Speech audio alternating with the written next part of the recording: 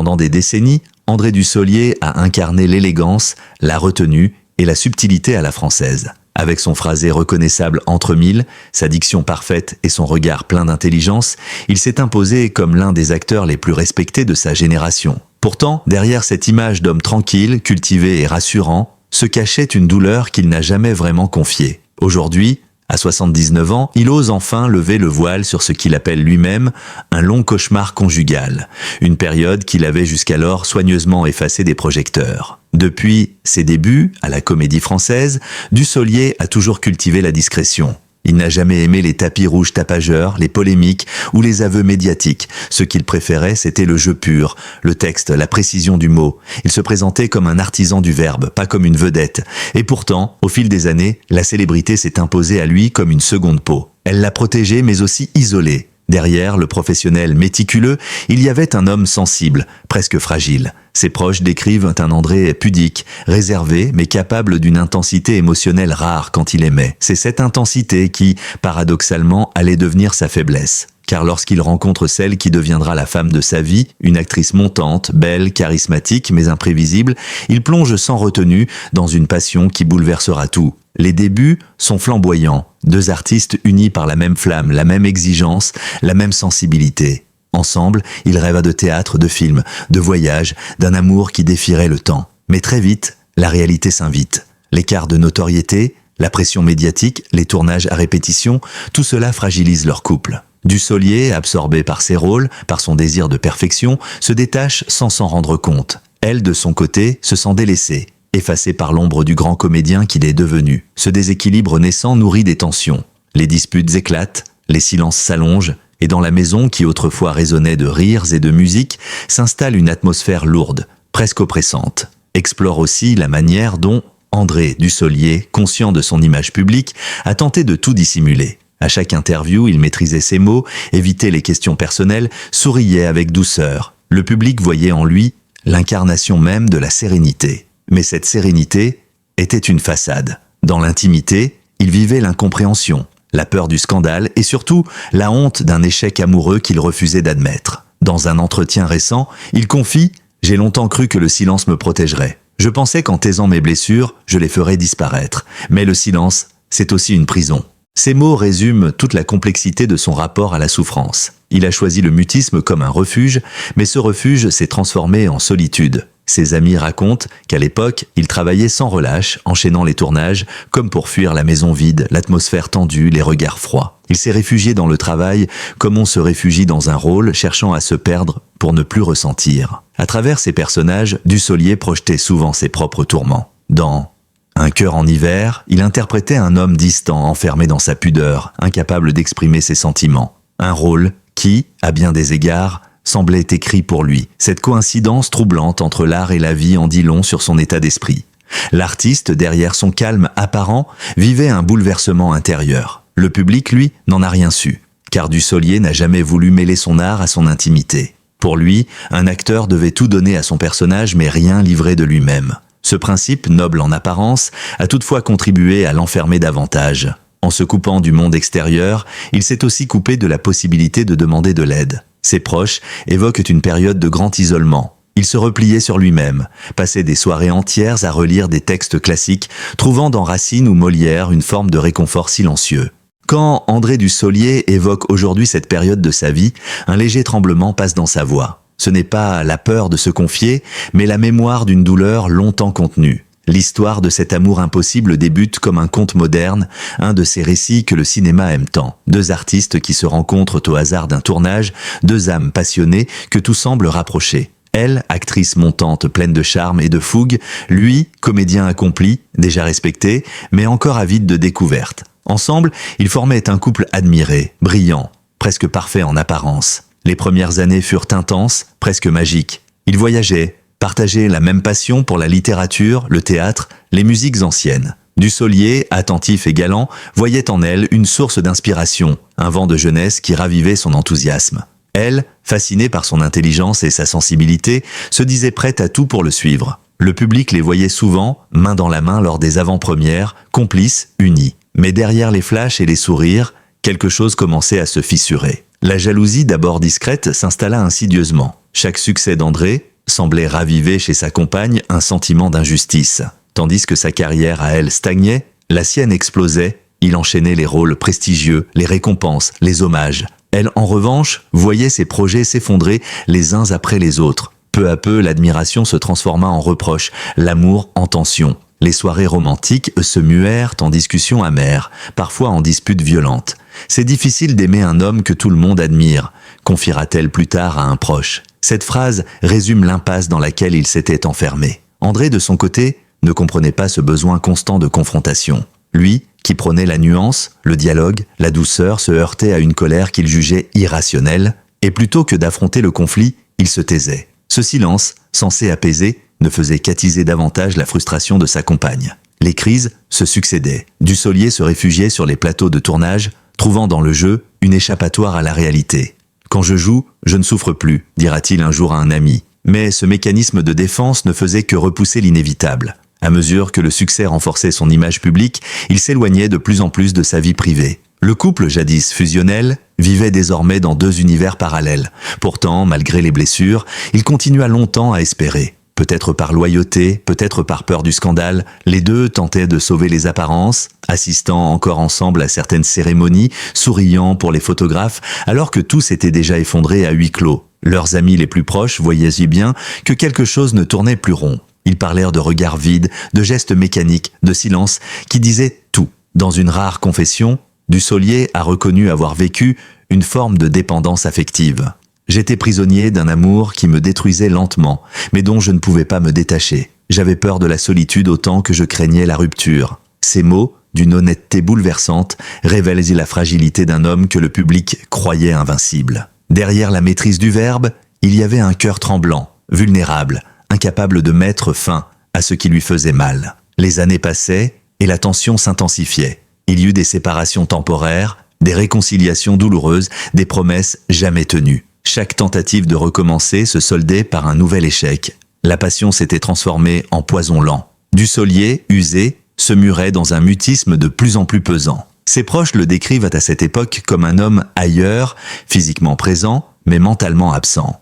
Se illustre toute la complexité de cet amour impossible, la beauté initiale d'un lien profond, la lente dégradation née du déséquilibre et la souffrance silencieuse d'un homme qui refusait de renoncer. L'acteur qui, à l'écran, incarnait tantôt des hommes raffinés, tantôt des êtres brisés, vivait à son tour la tragédie d'un rôle qu'il n'avait pas choisi. Et pourtant, cette épreuve allait devenir une source d'inspiration. Car sans le savoir, André Dussolier puisait déjà dans cette douleur la matière brute de son futur art. Ces personnages allaient bientôt porter la trace de cet amour impossible.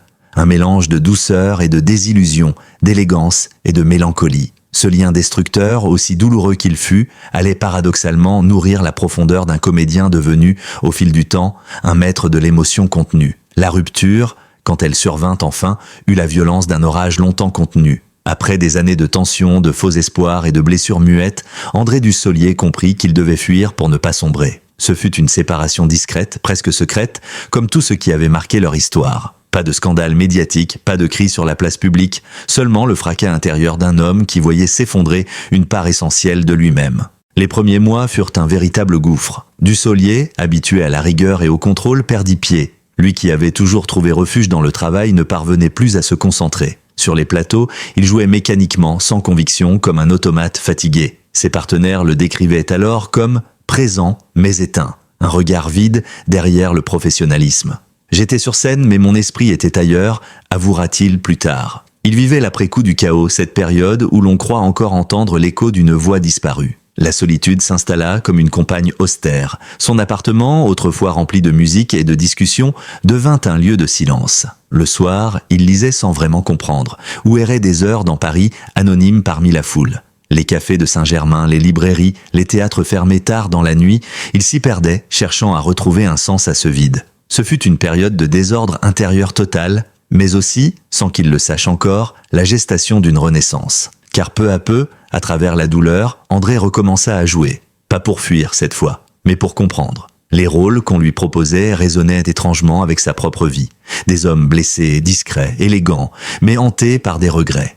Dans Un cœur en hiver de Claude Sautet, il incarna un être d'une pudeur tragique, incapable d'exprimer ses émotions. Beaucoup y virent une performance magistrale. Lui, y voyait une confession déguisée. « Ce personnage, c'était moi à cette époque », dira-t-il. « Je me suis reconnu dans son silence, dans sa peur d'aimer encore. Le cinéma devint alors son miroir. Il s'y abandonna entièrement, non plus pour échapper à lui-même, mais pour se reconstruire. Dans la chambre des officiers, il jouait un homme défiguré par la guerre, condamné à se réinventer. Une métaphore puissante de sa propre reconstruction intérieure. Ce film, comme tant d'autres, marqua une étape de guérison. Chaque tournage devenait une thérapie silencieuse, chaque scène un pas vers la lumière. Mais la guérison ne fut ni rapide ni linéaire. Il fallut du temps pour que l'amertume laisse place à la lucidité. André apprit à se pardonner, à reconnaître que même les hommes les plus forts peuvent s'égarer dans un amour toxique. Ce processus d'acceptation, il le vécut loin du tumulte médiatique, en se réfugiant dans la lecture, la nature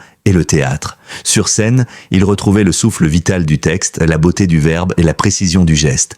Là, il redevenait vivant. Ses amis se souviennent de ce retour progressif à la joie. Il recommença à rire, à inviter du monde chez lui, à s'ouvrir à nouveau. Ce n'était plus le même homme, quelque chose s'était brisé, mais autre chose s'était construit, plus fort, plus vrai. Il n'était plus ce comédien lisse et réservé qu'on croyait connaître, mais un être traversé par la vie, conscient de la fragilité des sentiments et de la valeur du pardon. Dans une interview donnée bien des années plus tard, il résumera cette période en une phrase simple. « J'ai appris que l'on ne guérit pas du chagrin par l'oubli, mais par la compréhension.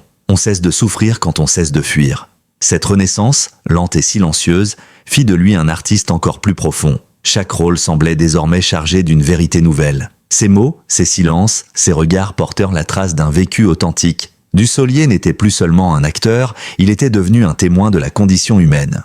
La douleur, sublimée, s'était transformée en art. Et c'est dans ce passage de l'ombre à la lumière, de la blessure à la création, que réside toute la beauté de son parcours. La chute l'avait anéanti, mais c'est elle qui, paradoxalement, lui avait donné sa plus grande force, celle de comprendre la fragilité du cœur humain. Pendant des années, André Dussolier a préféré taire son histoire. Il la portait comme une cicatrice invisible, une part d'ombre qu'il refusait d'exposer. Mais à l'approche de ses 80 ans, il a senti le besoin de parler, non pas pour se plaindre, mais pour transmettre. Le temps rend les blessures moins vives, mais il ne les efface jamais, dira-t-il lors d'un entretien bouleversant accordé à un magazine culturel. Ce fut une confession pudique, mesurée, à son image. Pourtant, derrière chaque mot, on sentait la profondeur d'un drame longtemps enfoui. Assis dans un fauteuil de velours rouge, le regard tranquille mais chargé de mémoire, il commença par ces mots « Je crois que le plus grand malheur, c'est de vivre dans une illusion d'amour. On s'y enferme, on s'y perd, et quand on en sort, on ne sait plus qui on est. » Cette phrase, lourde de sens, résonna comme une délivrance. Pour la première fois, il évoquait ouvertement les années sombres de sa vie conjugale, la manipulation psychologique, les crises silencieuses, la fatigue morale. Il raconta comment, peu à peu, la relation s'était transformée en piège émotionnel. Ce n'était pas de la haine, c'était pire, c'était une dépendance mutuelle. Nous étions deux naufragés qui se retenaient l'un l'autre pour ne pas couler, tout en s'asphyxiant. Dussolier ne donna jamais de nom par respect, mais ces mots suffisaient à peindre le portrait d'un amour destructeur. Il parle de nuit, sans sommeil, de colère rentrée, d'humiliation à peine voilée. Il avoua avoir eu honte d'être faible, honte d'endurer ce qu'il croyait ne jamais pouvoir accepter. J'ai longtemps pensé qu'un homme devait être fort, qu'il ne devait pas se plaindre. Mais la force, parfois, c'est simplement d'admettre que l'on souffre. Cette confession surprit le public, mais elle toucha profondément ceux qui avaient connu une forme de douleur semblable. On découvrit un autre Dussolier, non plus l'acteur impeccable, mais l'homme derrière les rôles. Son témoignage, loin du scandale, fut un acte de sincérité rare dans un monde d'images contrôlées. Beaucoup y virent une forme de courage, d'autres, une leçon de pudeur. Le comédien expliqua que cette libération tardive était aussi une manière de tourner la page. Il avait longtemps eu peur d'être jugé, incompris, voire ridiculisé. Mais en parlant, il reprit possession de son histoire. Le silence protège parfois, mais il enferme. J'ai mis 40 ans à comprendre que dire la vérité, c'est une manière de se réconcilier avec soi-même. Son récit prit une dimension presque universelle. Dussolier ne parlait plus seulement de lui, mais de tous ceux qui ont connu l'amour qui blesse, la passion qui consume. Il évoqua la solitude des couples qui s'effritent, la peur du regard extérieur, le poids de la réussite professionnelle qui masque les failles intérieures. Il parle aussi de l'art comme refuge,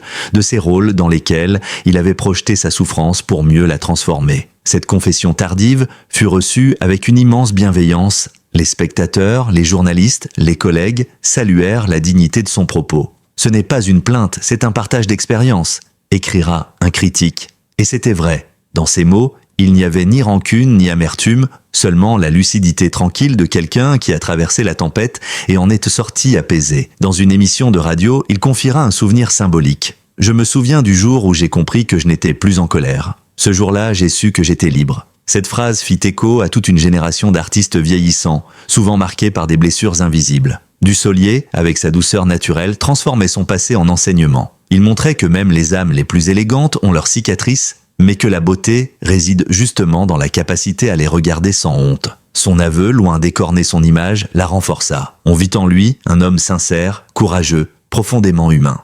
Aujourd'hui, à 79 ans passés, André Dussolier marche d'un pas lent, mais sûr. Son visage a gardé cette douceur, cette lumière qui semble venir de l'intérieur. Il n'est plus le même homme qu'il y a 20 ans. Le tumulte, la colère, la tristesse ont laissé place à une sérénité rare. Dans ses entretiens récents, il parle beaucoup de pardon. Pas seulement envers les autres, mais surtout envers lui-même. « J'ai longtemps cru que pardonner c'était absoudre, en réalité c'est comprendre », dit-il d'une voix calme, presque apaisée. Ce pardon, il ne l'a pas trouvé du jour au lendemain. Il lui a fallu du temps, beaucoup de temps. Il a appris à regarder son passé non plus comme une plaie ouverte, mais comme une étape nécessaire de sa vie. Chaque douleur, chaque silence, chaque désillusion est devenue une pierre sur le chemin de sa reconstruction. On croit qu'on meurt d'un amour brisé. En réalité, on renaît différemment. Plus fragile peut-être, mais plus vrai. Dans les dernières années, il s'est consacré à des rôles plus contemplatifs, plus intimes. Le comédien qu'il est n'a jamais cessé de chercher la nuance, mais désormais, il la vit pleinement. Ses personnages, souvent des hommes âgés, marqués par le temps, mais encore porteurs de tendresse, semblent être le reflet fidèle de ce qu'il est devenu. Dans Le Confessionnal du silence, film tourné peu avant ses 80 ans, il incarne un écrivain retiré du monde, hanté par un secret du passé. Beaucoup ont vu dans ce rôle une métaphore de sa propre vie, celle d'un homme qui, après avoir tout enduré, choisit enfin la paix plutôt que le regret. Le pardon a aussi pris une forme plus concrète, la réconciliation intérieure avec celle qu'il avait aimée. Sans jamais la nommer, il a laissé entendre qu'il s'était reparlé, des années après la séparation, pas pour rouvrir les blessures, mais pour les refermer dignement. Je crois qu'il n'y a pas d'amour perdu, il y a des amours inachevés, des amours qui changent de visage. Ces mots, empreints d'une sagesse presque poétique, traduisent le regard d'un homme qui ne cherche plus à effacer le passé, mais à l'honorer. Dans sa maison des environs de Paris, Dussolier mène aujourd'hui une existence simple. Il lit beaucoup, écoute de la musique classique, écrit parfois. Il aime le silence, celui qui apaise, non celui qui enferme. Ses rares amis parlent d'un homme généreux, attentif, d'une bienveillance rare. Il a toujours eu cette élégance du cœur, confie l'un d'eux. Mais maintenant, il a en plus cette lumière que seuls les gens qui ont souffert sans se plaindre possèdent. Lorsqu'on lui demande s'il regrette quelque chose, il sourit doucement. Non, si j'avais eu une vie sans douleur, je n'aurais pas su ce que c'est qu'aimer vraiment. Le chagrin, c'est aussi une preuve de vie. Ces mots résument toute sa philosophie. Le comédien, qui a passé sa carrière à explorer les nuances de l'âme humaine, a fini par transformer sa propre vie en œuvre d'art. Son parcours n'a rien d'un conte de fées, mais il inspire par sa vérité. Il montre qu'il est possible de survivre à tout, même à la perte de soi, et de renaître dans la lumière. André Dussolier n'a plus besoin de jouer un rôle. Il vit simplement dans la vérité et la gratitude. Il regarde le passé sans amertume, le présent sans peur et l'avenir sans illusion. Ce qui demeure, c'est la beauté d'un homme qui a traversé la tempête sans perdre sa dignité. Dans ses remerciements à la fin d'un entretien télévisé, il a eu cette phrase qui a ému le public. « Si mon histoire peut aider, ne serait-ce qu'une seule personne à ne plus avoir honte de sa souffrance, alors tout cela aura eu un sens. » Et c'est peut-être là la plus grande leçon de sa vie. Comprendre que le vrai courage n'est pas de ne jamais tomber, mais de se relever en silence, avec élégance. Alors, tandis que le rideau se ferme sur cette confession tardive, le spectateur devine un homme réconcilié avec lui-même. Le comédien s'efface, l'être humain demeure. Et dans le souffle apaisé d'André Dussolier, on entend l'écho d'un message universel. Il n'est jamais trop tard pour aimer, pour pardonner et pour trouver enfin la paix.